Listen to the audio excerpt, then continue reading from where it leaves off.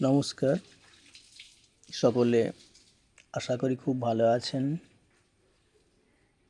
সুপ্রভাত, আমি সূর্য। আজ আমি ইন্টারভিউ রিলেটেড কিছু কথা আপনাদের বলতে চাই। তা ইন্টারভিউ চাকরির পূর্বে একটা গুরুত্বপূর্ণ পর্ব, যেটার মাধ্যমে একজন ক্যান্ডিডেটকে তার সেই পদের জন্য নিযুক্ত করা হয়ে থাকে। তা এই ইন্টারভিউটি এতটাই গুরুত্বপূর্ণ যে সেখানে এমন এক সীমারেখা থাকে যার মাধ্যমে কোনো ক্যান্ডিডেট সিলেক্টেড হওয়া বা না হওয়ার মধ্যে রয়ে যায়। তাই আমাদেরকে ইন্টারভিউটি খুব সচেতন এবং যত্ন সহকারে কিছু কিছু দিক খেয়াল রেখে প্রস্তুতি নেওয়া উচিত এবং সেইভাবে কয়েকবার মক ইন্টারভিউ নিজের বাড়িতে বা কোনো ব্যক্তিগত গাইডেন্স বা কোচিংয়ের আন্ডারেও দেওয়া দরকার বলে আমি মনে করি। আচ্ছা, এবার আমি যেটা বলতে চাই সেটা হলো, ইন্টারভিউ বিভিন্ন পরীক্ষা বা বিভিন্ন পদের জন্য বিভিন্ন আলাদা আলাদা রকম হয়ে থাকে। তা এক্ষেত্রে দেখা যাচ্ছে যে সেই পদ বা সেই যে বিষয়ে চাকরি, সেক্ষেত্রে কতকগুলো মেজারমেন্টকে তারা ঠিক করে রাখে, যার উপর ভিত্তি করে কোনো ক্যান্ডিডেটকে সিলেক্ট করা হয়। তাই কোনো ক্যান্ডিডেটকে সেই পদে উত্তীর্ণ হতে গেলে সেই সমস্ত মেজারমেন্ট সম্বন্ধে একটু অবগত থাকতে হবে। ধরুন, ইন্টারভিউর আগে অবশ্যই আমাদেরকে ইন্টারভিউ স্থলে 1 ঘন্টা আগে পৌঁছে যাওয়াটা দরকার এবং সমস্ত ডকুমেন্টস তার আগে গুছিয়ে এবং তার ফটোকপি 2 কপি করে রাখাটা দরকার। সুতরাং ইন্টারভিউ স্থলে আগেই পৌঁছে যাওয়াটা আমাদের ক্ষেত্রে খুবই দরকার বা খুবই জরুরি, কমপক্ষে 1 ঘন্টা আগে যে সময় ইন্টারভিউ আছে তার। এবার আসছি ড্রেসিং সেন্স সম্বন্ধে। একটা কথা বলা হয়, পেহলে দর্শনধারী ফির গুণ বিচারি। এই কথাটা অনেক সময় অনেক ক্ষেত্রে কিন্তু প্রযোজ্যও হয়ে যায়। তাই অবশ্যই আমাদের ইন্টারভিউর ক্ষেত্রে একটা মার্জিত পোশাককে গ্রহণ করা বা পরিধান করা উচিত, কারণ তাতে যারা ইন্টারভিউয়াররা থাকবেন, যারা নিচ্ছেন আর কি পরীক্ষা, তারাও খুব খুশি হবেন এবং অবশ্যই আপনাকে পারফর্ম করতে হবে। মানে আমি এটা বলতে চাইছি না যে শুধু গুড লুকিং বা গুড ড্রেসিং সেন্স থাকলেই যে আপনি চাকরি পেয়ে যাবেন। কিছুটা এই গুড লুকিং বা এখানে যে ড্রেসিং সেন্স, সেটা কিছুটা হলেও পজিটিভ ভাইবস আপনার ক্ষেত্রে নিয়ে আসতে পারে। আচ্ছা, এবং অবশ্যই প্রত্যেক ইন্টারভিউর ক্ষেত্রে বিষয় অনুসারে যদি আলাদা আছে, একটা মার্জিত পোশাককে কিন্তু সকলেই গুরুত্ব দেন। আচ্ছা, এরপরে যদি আমরা দেখি তাহলে বুঝতে পারবো যে সেখানে গিয়ে আপনার এন্ট্রি এবং সেখান থেকে যে বেরিয়ে যাওয়া, অর্থাৎ ইন্টারভিউ রুমে প্রবেশ করা এবং ইন্টারভিউ রুম থেকে প্রস্থান, এটা খুব গুরুত্বপূর্ণ। আপনাকে খুব নম্র ধীরস্থিরভাবে ইন্টারভিউ রুমে প্রবেশ করতে হবে এবং সেখানে বসা বা ইত্যাদির জন্য অনুমতি যেমন নেওয়া, বা আপনার ইন্টারভিউ শেষ হলেই চলে আসার ব্যাপারটা নয়, আপনি অনুমতি নিয়ে আসবেন। এই জিনিসটা খুব পোলাইটলি আপনাকে করতে হবে। আচ্ছা, এরপরে আসা যাক, ইন্টারভিউ তো বিভিন্ন জনের বিভিন্ন রকম হতে পারে।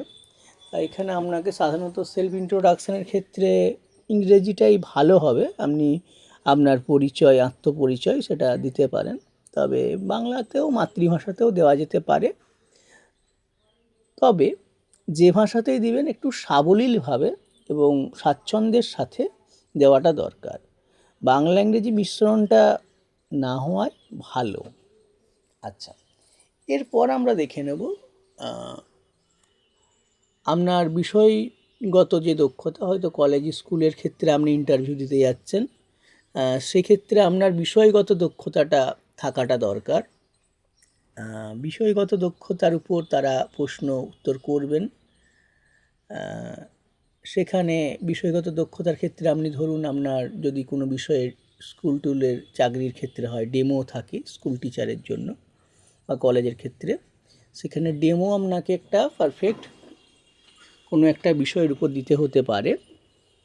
আপনার যে বিষয়, ধরুন কারোর বাংলা, তাহলে বাংলার কোনো একটা স্পেসিফিক কবিতার উপর দিতে পারেন, কোনো ব্যাকরণের উপর দিতে পারেন বা নাটকের উপর দিতে পারেন। আচ্ছা, বা কারোর ইতিহাস, সেই ইতিহাসের কোনো একটা বিষয়ের উপর দিতে পারেন।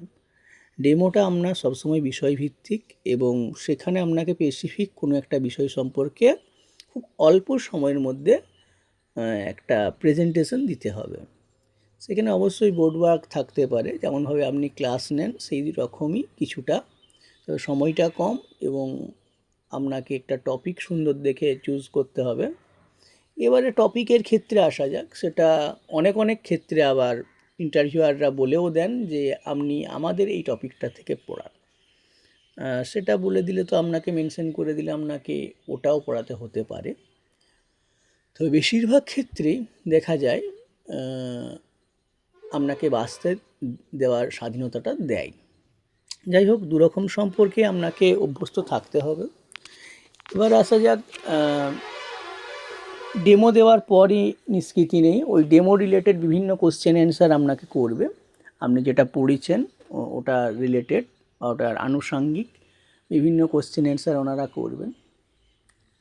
তারপর আমরা যদি দেখি তাহলে বুঝতে পারবো যে ওগুলো বাদ দিয়েও এখানে দেখা যাবে যে বিষয়গত কোশ্চেন উত্তর আপনাকে কিন্তু র্যাপিডলি ওনারা একের পর এক করছেন। আপনার ডেমোর টপিক বাদ দিয়েও র্যাপিডলি কোশ্চেন অ্যান্সার কিন্তু ওনারা আপনাকে করবেন। সেগুলোর জন্য আপনাকে টোটাল ওভারঅল সিলেবাসটা আরেকবার ঝালাই করে যেতে হবে। তা এখানে আপনাকে ওভারঅল সিলেবাসটার থেকে র্যাপিডলি বন্দুকের গুলি ছোড়ার মতো প্রশ্ন উত্তর করতে পারে, তা সেই সম্পর্কে একটু সচেতন থাকতে হবে। আচ্ছা, এছাড়া আমাকে জিকে অর্থাৎ স্ট্যাটিক জিকে বা সাম্প্রতিক ঘটনা এই সম্পর্কে অবগত থাকতে হবে। এছাড়া বলতে পারেন যে চাইল্ড সাইকোলজি, যেহেতু আমি স্কুল বা কলেজ ইত্যাদি জায়গায় পড়াবো, সেখানে আমাকে চাইল্ড সাইকোলজিটা একটু সম্পর্কে অবগত থাকতে হতে পারে। এছাড়া আপনার মনস্তত্ত্ব রিলেটেড কিছু কোশ্চেন আপনাকে হয়তো বলতে পারেন যে আপনি কেন এই বিষয়টা বেছেছেন, আপনি কেন শিক্ষক হতে চান, সেগুলো যতটা পারা যায় গুছিয়ে সুসংগত উত্তর আপনি দিবেন। এবার আমাদের ইন্টারভিউ নিয়ে কিছু মিথ আছে, সেই মিথগুলো একটু ভাঙার চেষ্টা করি বা মিথগুলো সম্বন্ধে একটু বলি। অনেকের ধারণা এরকম যে আমাকে সব উত্তর দিতে হবে, না এরকম কোনো ইয়ে নেই। আর সব উত্তর দিতে পারলে সেটা তো খুবই ভালো, কিন্তু সাধারণত কী হয়, আপনি যখন একটার পর একটা উত্তর দিতে চান, ইন্টারভিউটা চেষ্টা করে, যারা পরীক্ষা ইন্টারভিউ নিচ্ছেন তারা চেষ্টা করে পরের প্রশ্নটা আপনাকে আর একটু ডিপ লেভেলে করার। তাই সেক্ষেত্রে আপনি যদি যুক্তি দিয়ে বলতে পারেন সেটা অবশ্যই ভালো, কিন্তু কখনোই ভুল তথ্য বা ভুল উত্তর পরিবেশন না করাই ভালো।